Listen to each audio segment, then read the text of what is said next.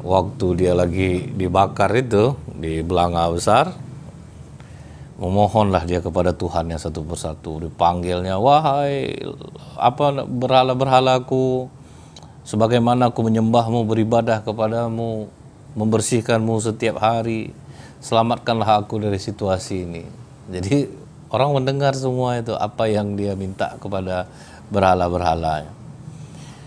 Rupanya tidak ada dia selamat. Makin lama mulai mungkin terasa panas. Karena rasanya tidak ada yang bisa menyelamatkan dia. Akhirnya dia berkata, La ilaha illallah, tiada Tuhan selain Allah. Ya Allah, selamatkanlah aku.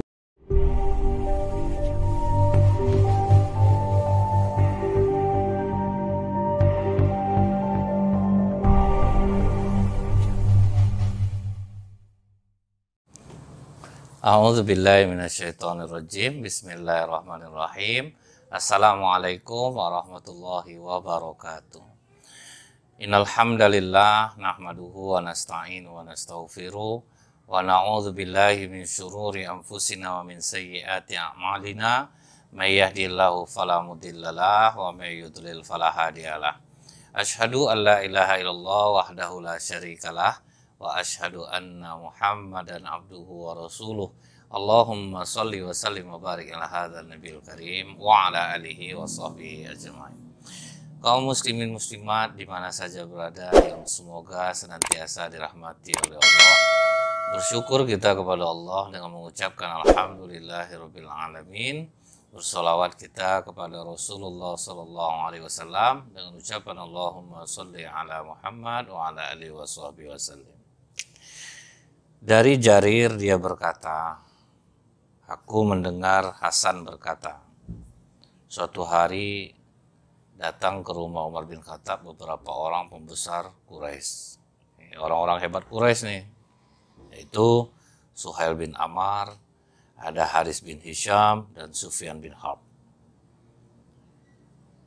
Kemudian dalam waktu bersamaan datang juga mantan-mantan budak yang sudah dibebaskan. Ada Suhaib, ada Bilal bin Rabah, dan ada juga beberapa orang yang lain yang pernah ikut berjuang di Perang Badar. Jadi perang pertama Islam mereka ikut semua nih, mantan budak yang sudah dibebaskan.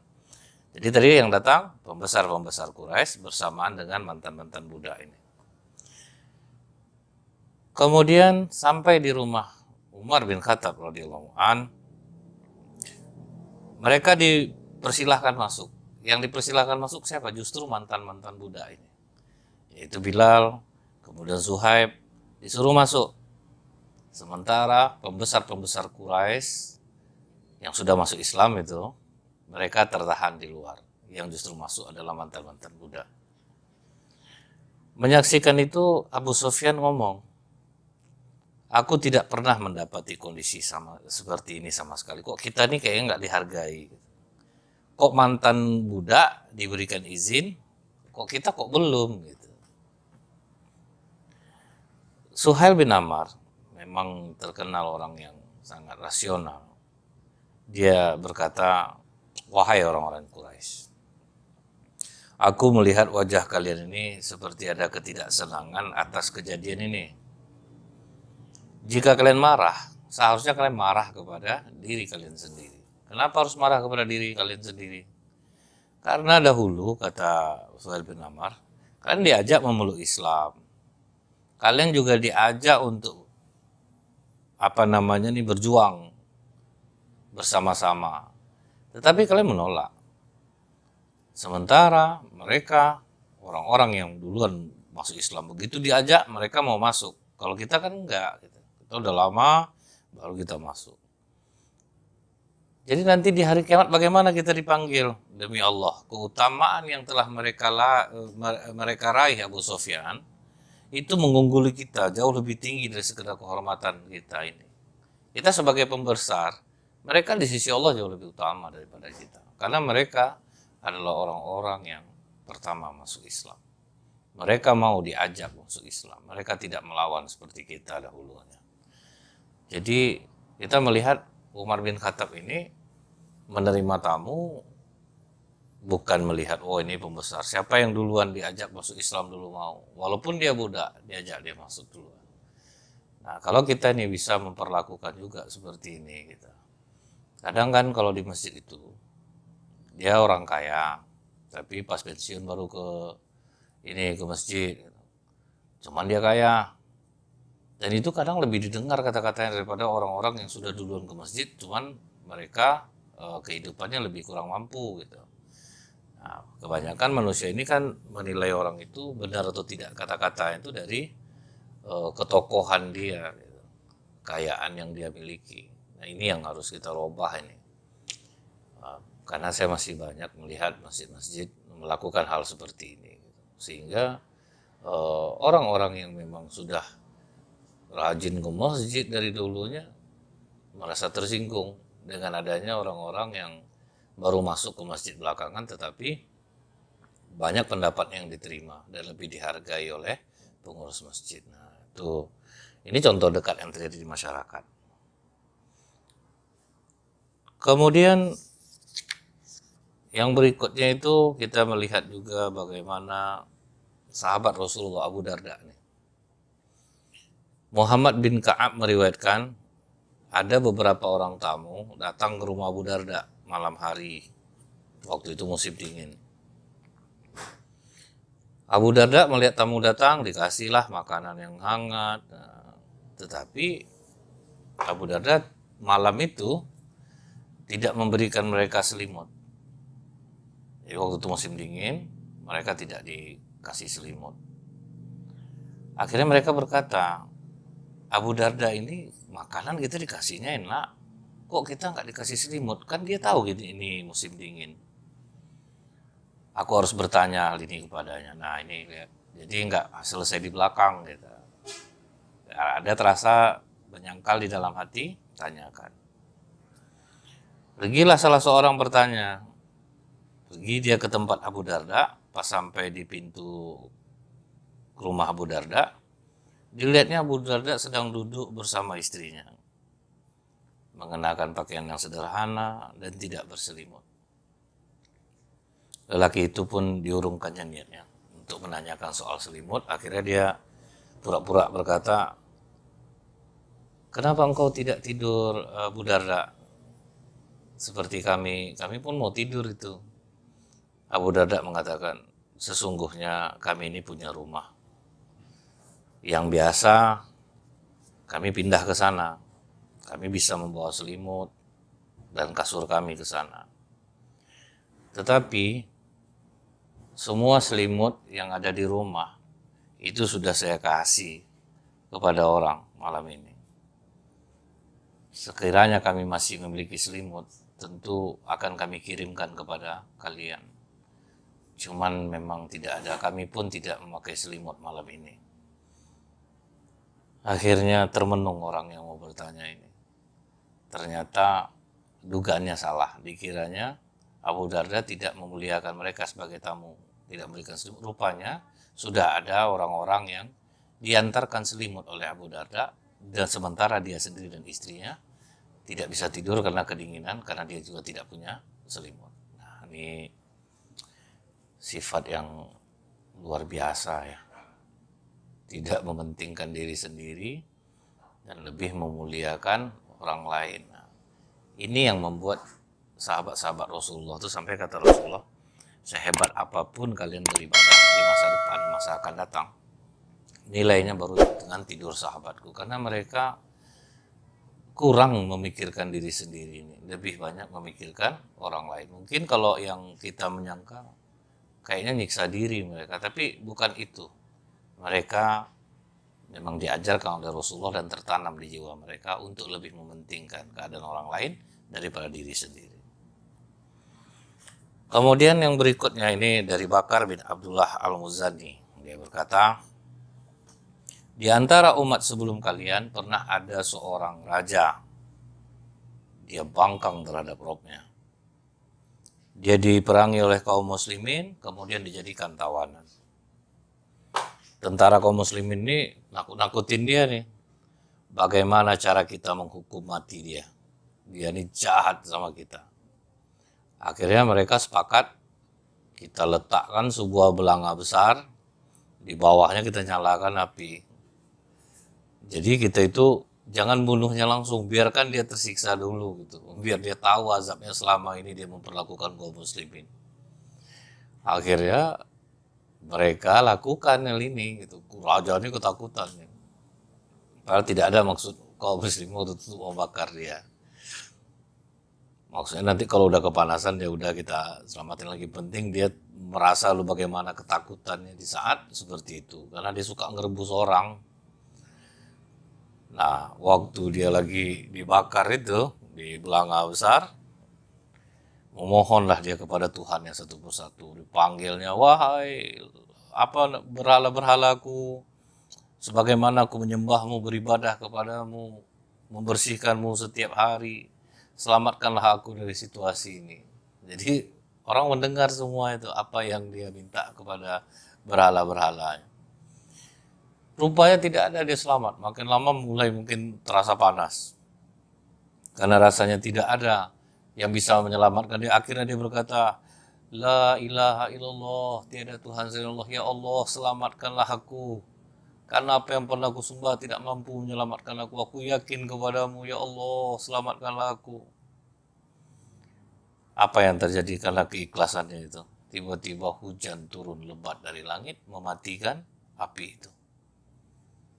Nah, lihat dia, begitu dia minta tolong sama Allah dengan ikhlas, turun hujan lebat, kemudian mati api itu, dan dia selamat dari pembakaran yang sebetulnya tidak diniatkan oleh para sahabat. Setelah itu, raja itu selamat dari azab yang ditimpakan kepadanya. Akhirnya dia ketemu dengan seseorang. Dia sudah dilepaskan, diceritakan keadaannya bagaimana dia ditangkap, dan akhirnya dia selamat. Dan dia yakin bahwa Allah itu memang ada. Allah itulah yang menyelamatkan jiwa manusia di saat tidak ada lagi pertolongan lain selain pada Allah. Jadi yang dibutuhkan itu keikhlasan kita ini dalam memohon kepada Allah. Dan memang itulah patut kadang kita syukuri suatu musibah itu, karena di saat itu kita bisa ikhlas minta ke Allah. Yang bahaya itu kan waktu lapang, tidak ada tantangan, tidak apa. Nah ini yang membuat susah kita itu untuk khusyuk dalam sholat. Tapi begitu disentil Allah, dikasih cobaan, nah di situ kita baru betul-betul ingin bergantung kepada Allah. Makanya para ulama dahulu kalau dalam 40 hari hidupnya tenang, tentram, malah dia risau gitu. Kayaknya Allah udah mulai benci nih sama aku. Nah makanya bersyukurlah kita kalau masih diberi musibah oleh Allah. Tandanya Allah ingin kita ikhlas memohon pertolongan kepada Allah. Jangan kita buruk sangka sama Allah. Kemudian yang berikutnya, Qudamah bin Humatoh berkata, saya mendengar Sam bin Munjab berkata, kami berjihad bersama Al-A'la Al-Hadrami ke Darain. Dia berdoa dengan 3 doa. Doanya itu semua dikabulkan oleh Allah. Nah, ini pengakuan dari Saham bin Munjab. Kata dia, kami beristirahat di suatu tempat. Kemudian Al-Hadrami ini berdoa, dia berwudu. Kemudian dia sholat 2 rakaat. Setelah itu dia berdoa. Doanya itu kata sahabat, ya Allah, kami adalah hamba-hambamu. Kami sedang berjihad di jalanmu melawan musuhmu. Ya Allah, turunkanlah kepada kami air hujan agar kami bisa berwudu dan minum.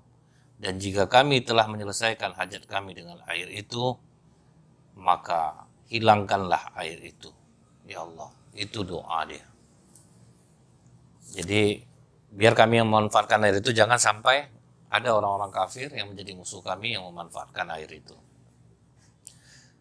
Setelah selesai, air sudah dikumpulkan, jalan, kemudian mereka berjalan, mendapati air hujan yang baru turun dari langit.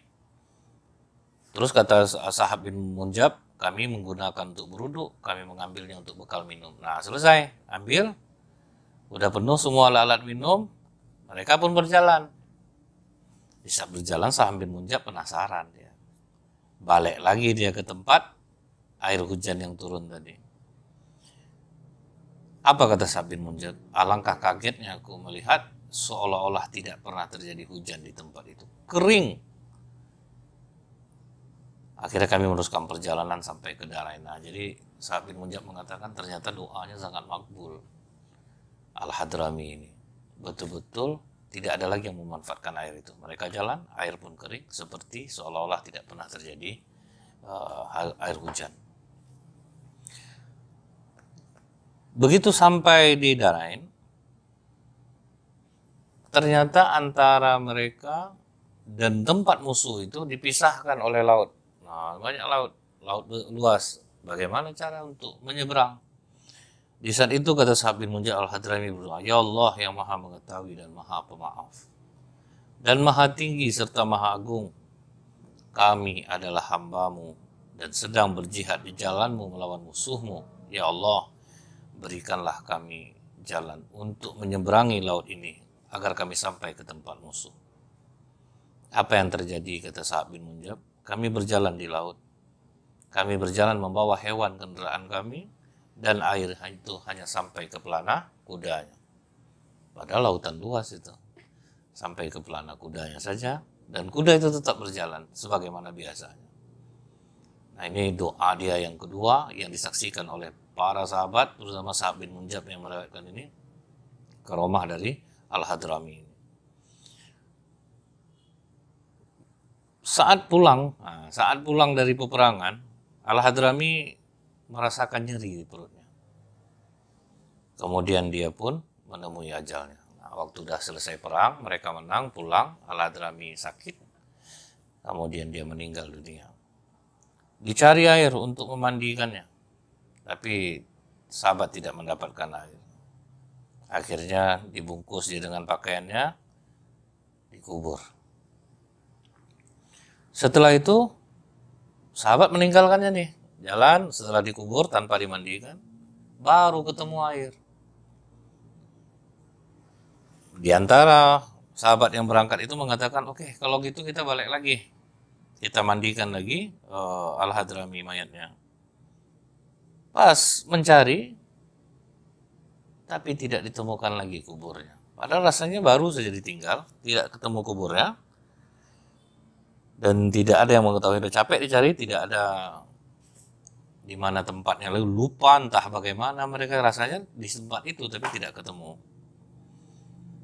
Apa kata Sa'ad bin Munjab? Aku pernah mendengar dia berdoa, Ya Allah yang maha tinggi, yang maha agung, yang maha bijaksana, sembunyikanlah kematianku dari mereka. Jangan biarkan seorang pun melihat auratku. Akhirnya pun sahabat memaklumi, ya sudah, berarti memang ini Allah kabulkan doanya dan kita tidak akan menemukan dia. Kalau kita melihat doa-doa yang dibaca oleh Al-Hadrami tadi, jadi kalau kita ingin doa gitu itu dikabulkan Allah, banyaklah memuji Allah. Ya Allah yang maha tinggi, Ya Allah yang maha mulia, Ya Allah yang maha penyayang. Jadi banyak dulu memuji, baru kita meminta itu yang dilakukan oleh Al-Hadrami. Apa kata Umar bin Sabit? Pernah terjadi orang masuk pasir ke telinganya, diobati oleh dokter, tidak mampu mengobatinya, jadi pasir itu masuk ke gendang telinganya, sakitnya kan minta ampun. Sampai dia tidak dapat tidur di malam hari. Akhirnya dia datang ke seorang murid Al-Hasan menceritakan penderitaannya itu. Akhirnya dia jawab, jika ada ya sesuatu yang bisa memberi manfaat bagimu, berdoalah kepada Allah dengan doa Al-Hadrami, seorang sahabat Rasulullah. Karena dia adalah doa yang diucapkannya ketika di padang pasir, juga doa yang dibaca saat dia di lautan. Doa yang manakah? Nah, jadi inilah doa Al-Hadrami itu, Ya Aliyu, Ya Azim, Ya Hakimu, Ya Alim. Nah, ini pujian Al-Hadrami kalau dia berdoa kepada Allah. Ya Allah yang maha tinggi, Ya Allah yang maha agung, Ya Allah yang maha bijaksana, Ya Allah yang maha mengetahui. Orang itu pun akhirnya diamalkannya doa ini. Setelah dia berdoa, keluarlah pasir itu di telinganya. Nah, ini pelajaran juga nih bagi kita. Kalau kita berdoa kepada Allah itu, banyaklah dulu memuji kepada Allah. Doa, ikhlas, kemudian dibantu dengan amalan-amalan lain yang kita membuat Allah suka kepada kita. Setelah itu bersabarlah. Jangan pernah buruk sangka kepada Allah. Nah, ini yang harus kita lakukan. Yang berikutnya, Wahab meriwayatkan kaum Hawariyun, pengikut Nabi Isa, pernah bertanya kepada Nabi Isa, "Wahai Isa, siapakah wali Allah yang tidak merasa takut dan merasa sedih?" Maka kata Nabi Isa, "Mereka adalah orang yang melihat batin dunia, sementara orang lain hanya melihat penampilan lahir dunia." Jadi maksudnya itu, dia justru melihat yang tersembunyi dari dunia ini. Jadi dia tidak mengambil apa-apa bagian dari dunia ini, tetapi bagaimana uangnya, kekayaannya di dunia ini, dia jadikan untuk jalan dia menuju kepada akhirat. Jadi kita kalau mau menjadi wali Allah itu, salah satunya ya ini, kita kuat bekerja, tetapi hati kita tidak terikat dengan dunia ini. Bagaimana hasil kerja kita bermanfaat untuk orang lain, bukan hanya untuk diri kita, istri kita, anak-anak kita, tetapi bagaimana harta yang kita miliki berarti untuk orang lain. Jadi semakin banyak kita mendapatkan rezeki, seharusnya semakin banyak pula orang yang terbantu dari rezeki yang dikaruniai Allah kepada kita tersebut. Kemudian apa kata Nabi Isa? Mereka membangun akhirat mereka dengan dunianya. Jadi justru harta dunianya ini untuk membangun akhiratnya kelak. Mereka menjual dunia, kemudian mereka gunakan untuk membeli akhirat yang kekal. Nah, ini yang harus kita lakukan nih. Mudah-mudahan kita semua ini yang mendengarkan ini akan mengamalkan bagaimana supaya harta benda dunia kita ini berarti untuk kita di akhirat kelak, dengan cara kita bantu orang dengan harta kita. Apa yang bisa kita bantu? Dengan tenaga kita bantu orang. Jangan pernah merasa malas. Lebih baik letih kita bekerja daripada letih menganggur. Kemudian yang berikutnya, Utsman bin Atta meriwayatkan, Abu Muslim Al-Qaulani saat pulang dari masjid ke rumahnya, dia punya kebiasaan. Ini salah satu contoh wali Allah ini. Pertama dia ucapkan Assalamualaikum warahmatullahi wabarakatuh. Dijawab istrinya Waalaikumsalam warahmatullahi wabarakatuh. Kemudian dia bertakbir Allahu Akbar. Itu baru mau masuk pintu. Nanti istrinya nyambut lagi Allahu Akbar gitu. Nah sampai nanti di ruang tengah rumahnya dia takbir lagi Allahu Akbar. Nanti istrinya nyaut lagi Allahu Akbar. Selalu seperti itu sampai nanti masuk pintu kamarnya dia pun bertakbir, istrinya pun bertakbir. Jadi ini sudah menjadi kebiasaan dia, amalan dia sendiri. Pernah suatu hari dia pulang dari masjid. Dia bertakbir di depan pintu rumahnya setelah mengucapkan salam. Gak ada jawaban takbir dari dalam. Ketika berada di ruang tengah dia takbir lagi. Gak ada lagi istrinya nyahut takbirnya. Saat dia berada di depan pintu kamarnya dia takbir. Juga gak ada sahutan dari istrinya. Saat dia masuk rumah. Dia ngambil sorbannya. Dia ambil alas kakinya. Dia pun heran kenapa istrinya diam saja. Dia pas masuk kamar ditengoknya lampu lentera mati. Ditanyanya kepada istrinya, apa yang terjadi dengan istriku? Kenapa kau hanya diam tidak seperti biasanya? Maka kata istrinya, wahai suamiku, engkau ini kan mempunyai kedudukan di hadapan Muawiyah. Kita kan tidak punya pembantu. Kalau engkau minta kepadanya, niscaya pasti dia akan memberikannya kepadamu. Mintalah pembantu untukku, supaya ada yang membantu. Jangan digigit. Kemudian kata Hadrami, adakah orang yang bertamu ke rumah ini? Kata istrinya, ya tadi dia datang, makanya dia ngomong kayak gitu. Aku pun terasa jadinya, karena aku susah di rumah nih, tidak ada pembantu. Makanya tolonglah minta, bilang sama suami kau tuh, dia dekat sama Muawiyah. Minta dia ngasih pembantu. Mendengar itu, apa kata si suaminya ini? dia berdoa, ya Allah, siapa yang merusak keluargaku, butakanlah matanya. Cuman itu doa. Tiba-tiba perempuan yang tadinya datang ke rumah Abu Muslim Al-Khawlani ini, gelap pemandangan matanya. Tiba-tiba dia menjadi buta. Langsung dia bertanya, kenapa lampu rumah kita ini dimatikan? Lalu dia segera pergi ke rumah Abu Muslim Al-Khawlani. Kemudian dia berkata, aku tadi memang dari sini, apakah kau mendoakan aku? Oh, rupanya kau orangnya. Kata Abu Muslim Al-Khawlani, kau jangan seperti itu. Orang sudah tenang, kau rusak jiwanya. Tolonglah Abu Muslim, doakan kepada Allah agar jangan mataku ini menjadi buta lagi. Akhirnya didoakan oleh Abu Muslim Al-Khawlani. Berdoa dia kepada Allah agar mata perempuan ini kembali disembuhkan. Nah, ini yang harus kita tahu, bahwa kadang mungkin kita melihat orang susah, tapi sebetulnya hidupnya udah bahagia. Nah, gara-gara mulut kita, akhirnya dia jadi tidak menjadi orang bersyukur. Karena kita bilang, masa ya mau hidup macam ini, sampai kapan sih tahan seperti ini?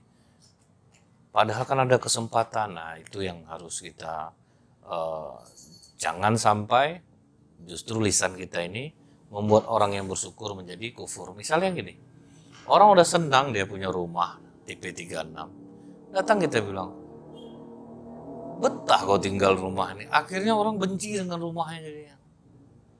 Orang gajinya 2 juta udah cukup sama dia. Segitu gaji kau, akhirnya gak bersyukur dia dengan gaji 2 juta itu. Akhirnya berubah dia saat itu.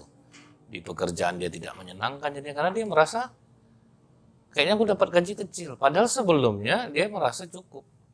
Jadi hati-hati, jangan lisan kita ini membuat orang menjadi orang yang tidak bersyukur kepada Allah.